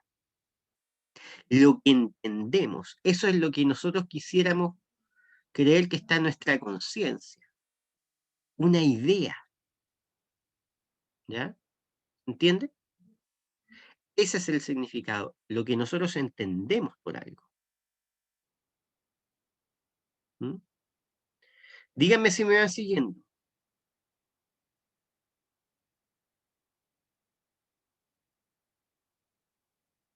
El signo lingüístico contiene una esfera, una parte que es el significado.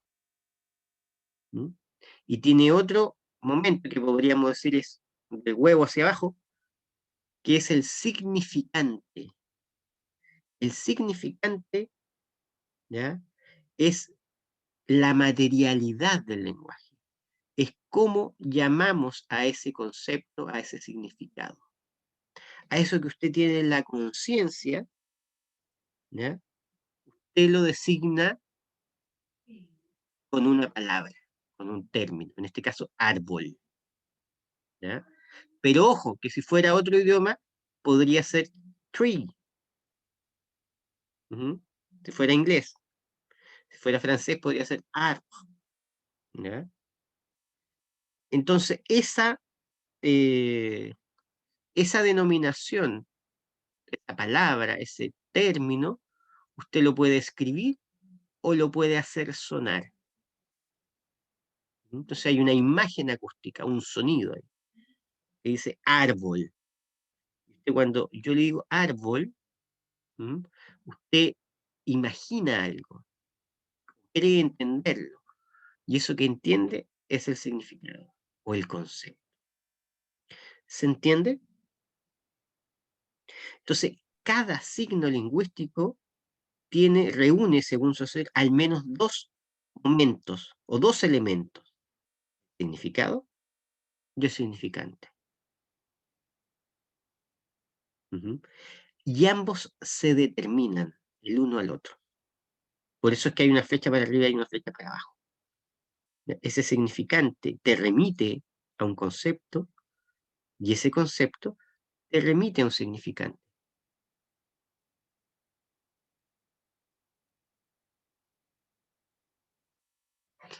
Bien, quiero que esta parte se entienda muy claramente.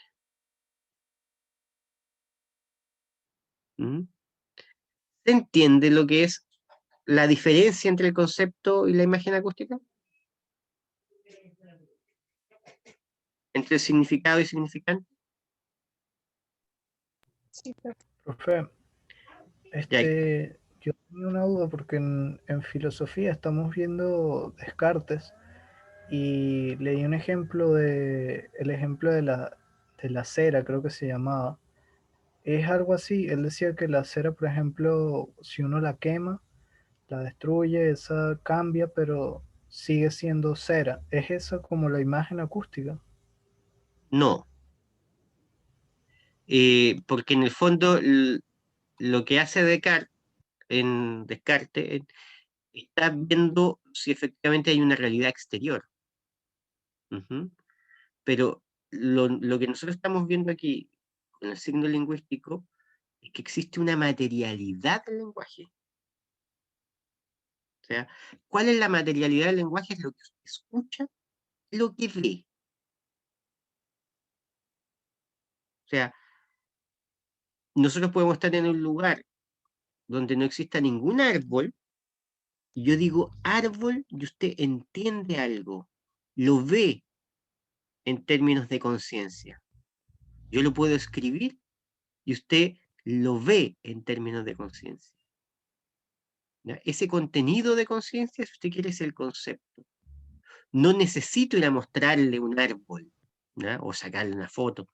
No, porque usted solamente con escuchar un sonido o con ver una imagen escrita en un papel o en lo que sea, usted puede visualizar un concepto. O Pero sea, tampoco, es una imagen que podemos ver en la conciencia. claro, ese es el concepto. Ah, ya, profe. Muchas gracias.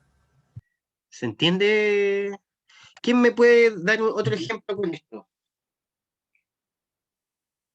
Javi, usted.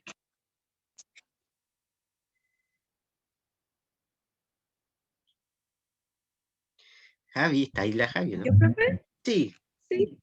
ya. Es que no escuché bien.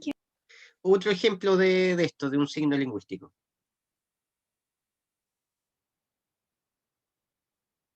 Cualquiera.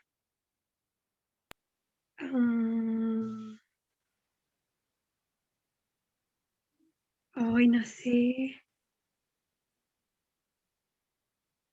¿Mm? Mm, Cualquier cosa que tenga ante su vista y...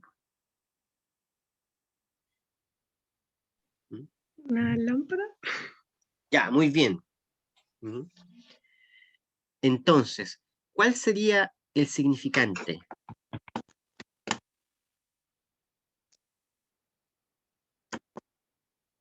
La-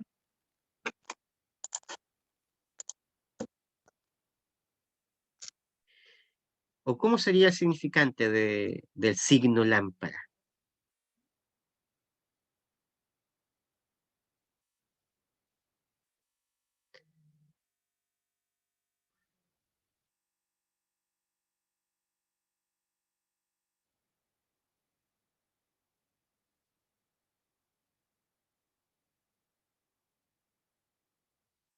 Ya, pues muchachos, no sean tan perezosos. Profe, ¿le respondo yo? Ya, No sé si esté bien, pero según yo, el significante sería como la lámpara en sí, como lo que estoy viendo, ¿no? O lo capté al revés. pero si no lo está viendo, Ah, como la imagen que se me viene de la lámpara, ¿ese sería significante o significado? el significante. No. Está casi bien, pero está muy bien que para ver. No, pues, esa imagen es el significado. Ah, ya, lo entendí al revés entonces. Entonces el significante sería como este objeto que ilumina, como... No, el significante es la materialidad, es la palabra. Porque, fíjese, cuando, no sé si se ve, si tapo aquí, no se ve. ¿Cómo lo podríamos hacer? Si yo tapara la primera parte del huevo, ¿ya? El Ya. arbolito ese, diría árbol. Ujú. E igualmente usted tiene una imagen en la cabeza, ¿no es cierto? Árbol, y usted se lo puede como imaginar, lo puede visualizar incluso. Ujú. Pero eso que usted ve, esa palabra árbol, no tiene nada que ver con un árbol. O sea, esa palabra que está ahí escrita, usted la puede regar, no puede hacer lo que hace con un árbol. Es una palabra nada más. Es una imagen acústica o es una palabra escrita. Representa, fíjense, ¿se acuerdan cuando veíamos lo de la pipa? Representa algo. ¿Qué representa un árbol? Ok. Pero Y tiene una, entonces tiene el una realidad concepto que material sería. distinta. Entonces, ¿qué sería lo otro? Que el otro. Si ahora lo invierto y en vez de tapar la palabra tapo al dibujo. ¿Eso sería? No, pues, o sea, yo le decía recién, estaba tapando el dibujo. Si tapamos el dibujo, queda con Ah, con unos signos escritos. ¿Ya? Si por tapamos el eso dibujo, si ahora se viera el dibujo, como si tapara, si lo tapara al revés. eso es lo que usted, comillas, percibe en su mente. Cuando yo le digo árbol, le digo tree. ¿Se entiende? Si un gringo a usted le dice, this is the tree, usted lo comprende sin saber, sin tener un árbol frente a sus ojos realmente. Ah, o sea que no necesito saber la palabra para saber lo que estoy viendo. Exactamente. Ya. Ujú. Porque usted tiene un contenido de conciencia, independiente de que tenga las cosas frente a usted, ¿no es cierto? Si yo, por ejemplo, fíjese, digo la palabra, no sé, hemorragia, incluso a usted le provoca una sensación esa palabra. Ujú. Y usted entiende una idea. No necesita estar viendo una herida o viendo algo así, sangre corriendo para saber lo que es una hemorragia. Pero si analizamos bien eso, va a decir usted, fíjese que esa palabra, hemorragia, podría haber sido cualquier otra. Y la idea sería la misma. Si usted quiere, el concepto es la idea. Es la idea lo que se tiene en la cabeza. Pero eso se comunica con una materialidad. Si lo dijéramos en otro idioma, ¿ya? Que usted no sabe cuál es, yo dijera, no sé, por una palabra en un idioma que usted no conociera, no le va a producir esa imagen, porque no necesariamente usted la conoce. Si yo digo, por ejemplo, a ver, voy a pensar en la confiture. ¿Sabe lo que es eso? ¿Alguien lo sabe? ¿Repetir, profe? Confiture. Fritura. No. Ya.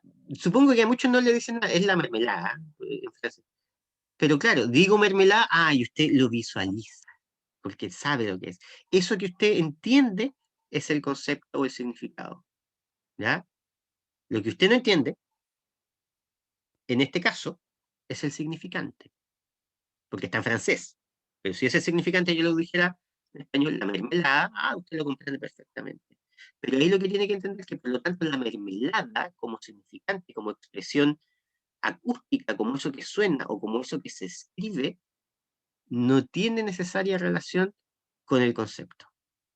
Y menos tiene relación con la realidad. Eso es lo más relevante. ¿Se va comprendiendo un poquito?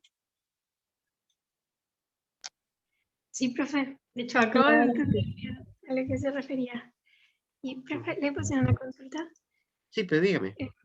El significante no puede además tener como otra connotación. Por ejemplo, cuando usted dijo lo de lámpara, así como con significante, yo pensé en luz, como lo atribuía el tiro a eso y lo iba a decir, pero después entendí que estaba mal. Entonces no puede tener además otra como connotación, además de la que ya tiene. Sí, pues, por supuesto. De hecho, eso es una gran pregunta. Lo va a decir, nosotros no vamos a llegar tan lejos con Saussure, pero lo que va a decir que por lo tanto el lenguaje siempre es, cada signo lingüístico es metafórico y metonímico. Que aparte del significado que usted le atribuye como directamente a cada significante, remite a otros significados. En este caso, fíjese con el ejemplo que hay aquí, el árbol, ¿ya? Puede tener distintas connotaciones. Ujú. Eh, y eso es lo que hace que no necesariamente las traducciones sean exactas. Porque si usted dice árbol, pero está pensándolo dentro de la lengua mapuche, por ejemplo, no sé cómo se dirá árbol, el significante en términos en mapudungún, tiene otras connotaciones, seguramente una connotación en relación a la naturaleza, a lo sagrado, etc. Pero si usted está no sé, pues, en un ámbito, por ejemplo, maderero simplemente, el árbol puede tener la connotación de simplemente de un recurso natural, cuantificable, vendible, parte de un mercado. Entonces, claro, hay connotaciones metafóricas de cada significante. ¿Mm? Él lo va a explicar muy bien, él va a decir, por ejemplo, si yo digo, veo unas velas en el horizonte, ¿Qué quiere decir esa frase? No sé si se entiende. Ve unas velas en el horizonte. Como que ve el atardecer, o una persona a lo lejos, Pero una unas soledad. velas, es que el vela es una palabra complicada. Eh, ¿Como un barco? eso, Algo así. viene un barco. Veo humos en el horizonte. También. Esto es lo que decían que Arturo Prat dijo, humos al norte. Pero él no ve humo, ¿ya? Lo que ve es un barco, pero dice humos, ¿ya? Y lo mismo pasa con el tema del significante, ¿ya? Y del significado, que aluden a otras cuestiones también. Ujú. Pero fíjese, por ejemplo, el que yo ocupé, que es parte del lenguaje. El lenguaje tiene ambigüedad, porque velas significa las velas del barco, pero también eh, las velas que se prenden con fuego. Ujú. Eso como que todos esos ejemplos que usted ha señalado tienen que ver con esto, con que efectivamente el lenguaje funciona en su uso. Ujú. Claro, si es de noche y estamos, no sé, en un lugar donde se cortó la luz, la gente prende vela, yo puedo decir, veo unas velas, ya, veo esas velas. Claro, si estamos en Santiago, veo unas velas, no va a haber un barco porque en Santiago no hay mar, pues usted sabe que los santiaguinos no conocen el mar. Es como Bolivia, pero de Santiago. Una mala broma. Pero eso, o sea, si no hay mar, no puede ver velas de las otras. Entonces, eso, el significado lo va a dar el uso, la implementación de la cuestión. ¿Se entiende? Ujú. Lo que nosotros sabemos de la lengua es su uso, nada más que eso. Los significados, así como la verdad de la palabra, es algo que se escabulle permanentemente.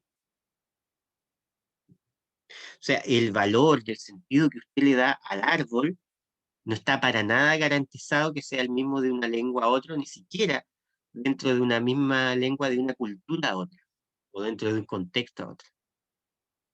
Ujú. O sea, lo que usted piensa cuando yo digo árbol, eso puede ser una buena manera de entender el significado. Lo que usted piensa, ¿ya? Cuando yo digo árbol, eh, no está para nada garantizado que sea lo mismo en cada uno de ustedes. ¿Mm? De repente el árbol que usted piensa, cuando yo digo árbol, puede ser muy distinto al árbol que piensa su compañero. Ujú. Si su compañero estuvo, no sé, viene de otro país, su árbol es quizás más representativo, son otros árboles.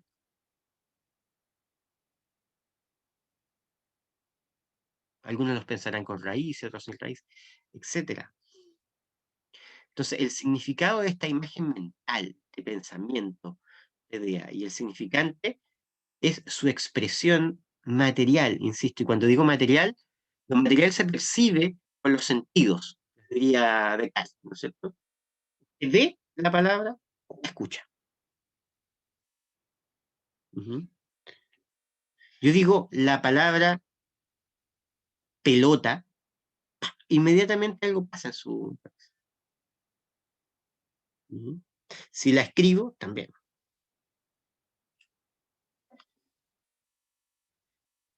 Ya, acá me voy a detener, que es lo último ya. Cada signo lingüístico está formado acá por un significante, una palabra o imagen acústica, un significado, concepto o imagen mental. Pero ojo que esto es confuso porque la imagen mental no la vemos. Si yo digo, insisto, pelota, usted no es que se ponga a ver una pelota en su mente, lo entiende, se intelige. ¿Mm? El significante, insisto, necesita decodificación. Ujú. Si yo digo ball, pelota en inglés, si usted no sabe inglés, no va a pensarlo, le va a sonar como cualquier cosa. ¿Ya? Entonces, lo importante es que el vínculo fundamental del lenguaje no es de la palabra en un objeto que estuviese en la realidad, como pensaba Platón, la idea de la exactitud de los nombres en relación a las cosas, ¿no? Sino que el lenguaje va a funcionar por sí mismo, con cierta independencia de la realidad. El vínculo va a estar dado casi entre eso que perciben sus sentidos, la vista y el oído, con eso que usted imagina. ¿Mm? Porque yo puedo decir la palabra unicornio y todos la entienden, pero nadie ha visto un unicornio. De ustedes. Yo tampoco en todo caso, pero ¿se entiende? No tiene que tener un correlato existencial efectivo en la realidad. Esto yo digo Pegaso o digo unicornio, y ustedes entienden lo que estoy diciendo. ¿Ya? Independiente de si eso que entienden lo han podido ver alguna vez, lo entienden. Y entienden la palabra. La palabra, cómo se expresa, ¿ya? Materialmente, cómo la escuchan y cómo la leen, cómo se escribe, eso es el significante. ¿Ya? Y aquello que ustedes se imaginan es el significado. Entonces, fíjense, con Saussure va a haber una cierta autonomía del lenguaje frente a la realidad. El lenguaje remite a sí mismo. No necesita remitir a un exterior, a una realidad. Ya me soltaron que están metidos en filosofía. A Descartes le obsesionaba esta idea de si existe algo afuera de sí mismo. ¿Mm? ¿Qué soy? Soy una cosa que piensa, hay una realidad. En este caso el lenguaje no necesita realidad. Y por eso es que el señor Descartes puede decir cogito ergo sum, pienso luego existo, porque su lenguaje no necesita de una realidad externa.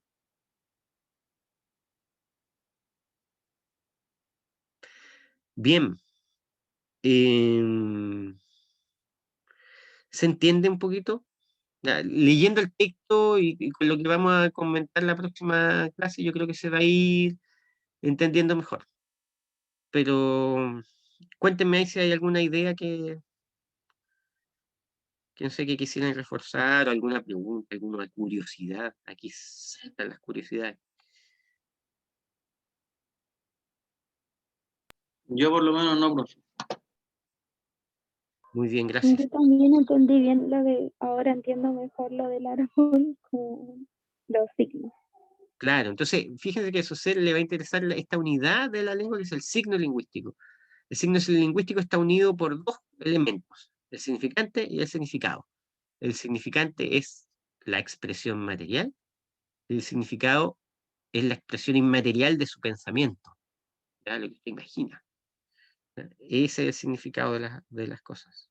El significante puede variar. De hecho, miren, con esto termino.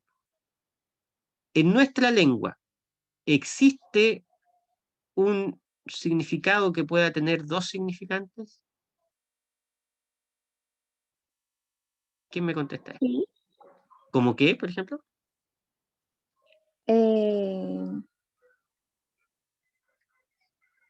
Consciente creo que era. O sea, un significado con dos significantes.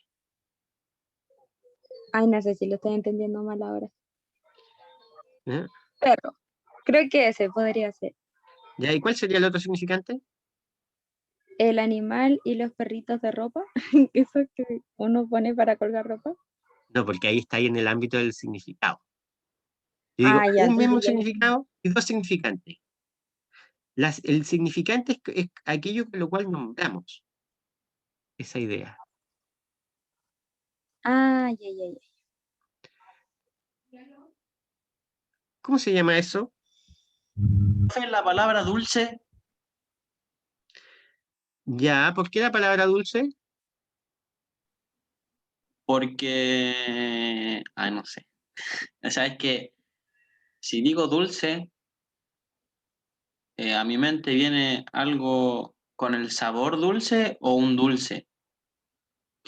Ya, bueno, está bien eso, pero eso tiene que ver con una cierta ambigüedad y con un uso el lenguaje. Está súper buena como problema, ¿eh? Está súper bueno. O sea, el dulce es un dulce, es una cosa, o es un adjetivo, es un sustantivo, es un adjetivo. Pero lo que yo quiero decir es más simple. Por ejemplo, la palabra can. ¿La entienden? ¿Cuál, profe? Can, Sí, profe. ¿qué es? ¿De inglés? No, can. Un can. ¿Es como un perro? Es un perro, no es como un perro, es un perro. Un perro y puedo. No. Mire, cuando hay dos significantes y un puro significado, eso se llama sinónimo. Eso quiere decir que piensa lo mismo con dos palabras diferentes. ¿Ya? Can y perro son lo mismo, son sinónimos. Profe, puede ser como bebé y guagua. Sí, bebé y guagua, o sea, tiene un significado y dos significantes. Y a veces tiene más significantes. Ah, ya. ¿Se entiende ahora? Sí, profe, sí. Que ahora se entiende. Entonces yo digo balón, pelota. Entonces el significante el- es como el sinónimo. Claro, o sea, el significante es la expresión de una idea. Ya.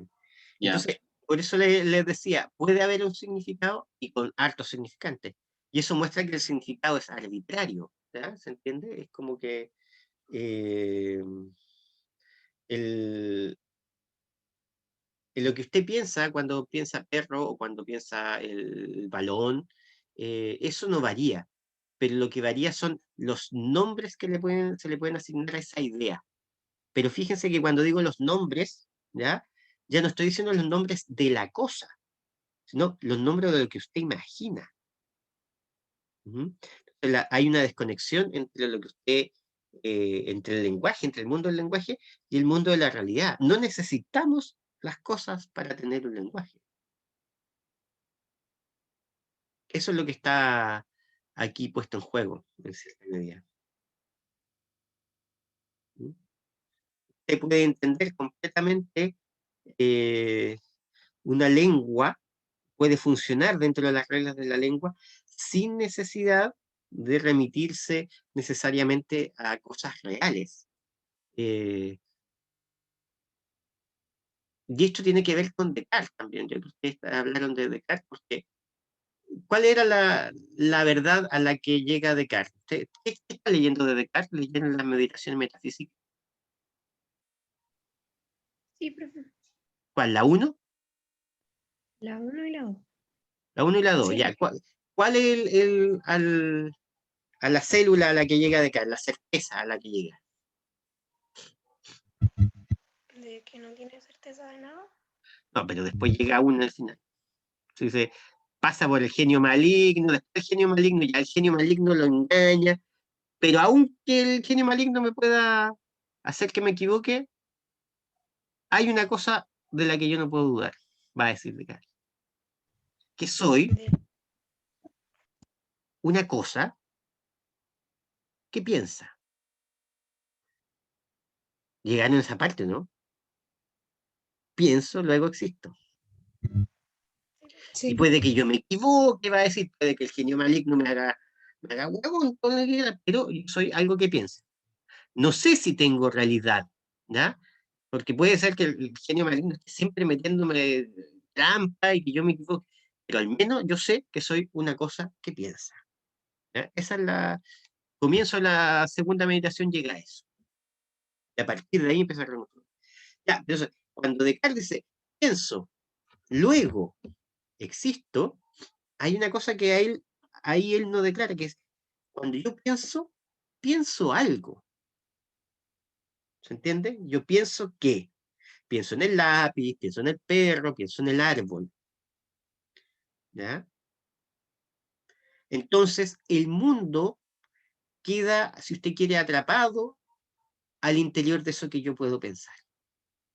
Yo me puedo representar el mundo con mis pensamientos y no necesito de la realidad. Lo mismo está pasando aquí con Sosé.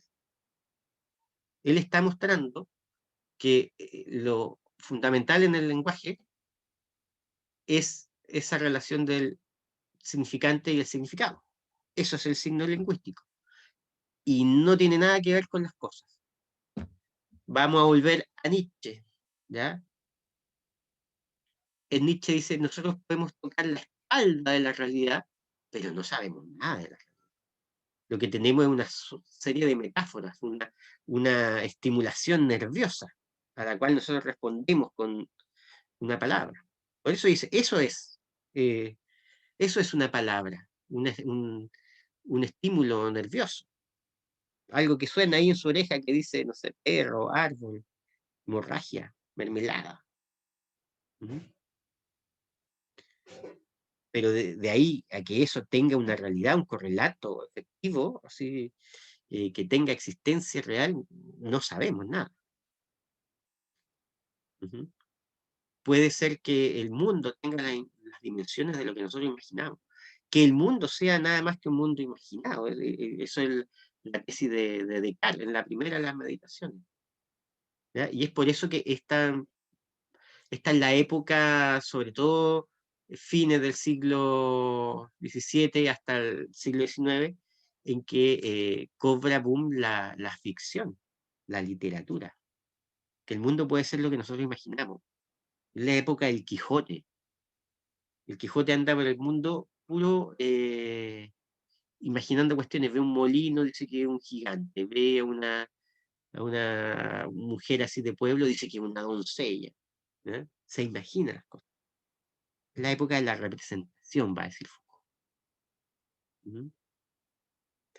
Ya, y Saussure viene a confirmar eso, pero de manera mucho más científica, ¿no? Dice, bueno, no, aquí la lingüística, vamos a suspender su relación con el pasado, ¿no? ¿Cómo funciona? Funciona a partir de reglas. Y la célula fundamental en esto es el signo lingüístico, que está formado por dos elementos. El significado, el concepto, lo pensado, lo imaginado, y el significante, que es su expresión material, lo que nosotros percibimos con los sentidos. Es eso. Ya, muchachos, ahí sí que quedamos. ¿Les parece? Ujú.